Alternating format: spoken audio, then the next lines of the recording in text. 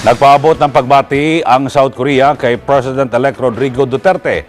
Mismong si South Korean Ambassador to the Philippines Kim Jae-shin ang personal na bumisita sa Davao City para iparating ang congratulatory message sa President-elect. Samantala, nag-donate naman ang South Korea ng $6.6 million na police anti-crime equipment.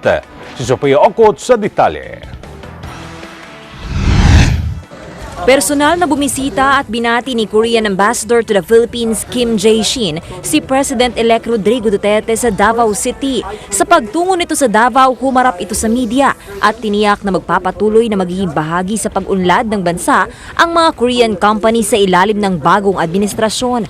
Bukod dito, ipagpapatuloy din ng South Korean government ang defense at military cooperation na sinimula ng Aquino administration.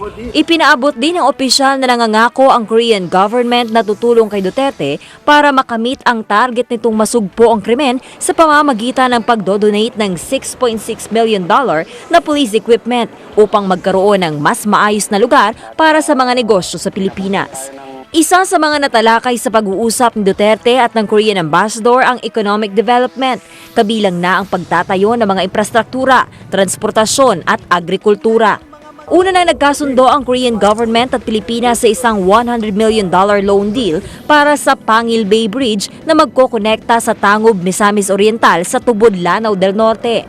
Layo ng nasabing proyekto na mapalago ang Mindanao sa pamamagitan ng pagkakaroon ng episyenteng infrastruktura na magdudugtong sa hilaga at kanlurang bahagi ng Mindanao.